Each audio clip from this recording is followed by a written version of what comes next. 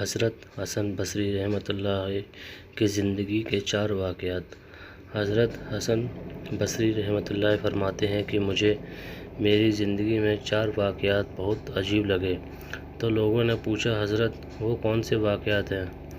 آپ نے فرمایا پہلا واقعہ حسن البصری، ایک نوجوان کے ہاتھ میں چراغ تھا، تو میں نے نوجوان سے سوال کیا کہ یہ روشنی کہاں سے آئی؟ تو جیسے ہی میں نے یہ پوچھا کہ یہ روشنی کہاں سے آئی تو اس نوجوان نے فوراً پھونک مار کر چراغ بجھا دیا اور کہنے لگا حضرت جہاں چلی گئی وہیں سے آئی تھی۔ فرمایا کہ میں اس نوجوان کی حاضر جوابی پر آج تک حیران ہوں۔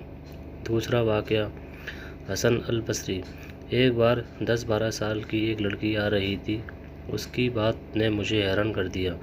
بارش ہوئی تھی، میں مسجد جا رہا تھا اور وہ بازار سے کوئی چیز لے کر آ رہی تھی۔ جب ذرا میرے قریب آئی تو میں نے کہا کہ بچی ذرا سنبھل کر قدم اٹھانا، کہیں پھسل نہ جانا۔ جب میں نے یہ کہا تو اس نے آگے سے جواب دیا حضرت میں پھسل گئی تو مجھے نقصان ہوا، آپ ذرا سنبھل کر قدم اٹھانا، اگر آپ پھسل گئے تو قوم کا کیا بنے گا؟ کہنے لگے اس لڑکی کی بات مجھے آج تک یاد ہے، اس لڑکی نے کہا تھا کہ آپ سنبھل کر قدم اٹھانا، اگر آپ پھسل گئے تو قوم کا کیا بنے گا؟ تیسرا واقعہ حسن البصری، ایک بار میں نے ایک ہجڑے کو دیکھا، جب اسے پتہ چل گیا کہ میں نے اسے پہچان لیا ہے تو مجھ سے وہ کہنے لگا کہ میرا راز نہ کھولنا، اللہ تعالیٰ قیامت کے دن تمہارے رازوں پر پردہ ڈالیں گے۔ چوتھا واقعہ حسن البصری، ایک آدمی نماز پڑھ رہا تھا، اس کے سامنے سے ایک عورت روتی ہوئی کھلے چہرے کھلے سر کے ساتھ اس کے آگے سے گزری۔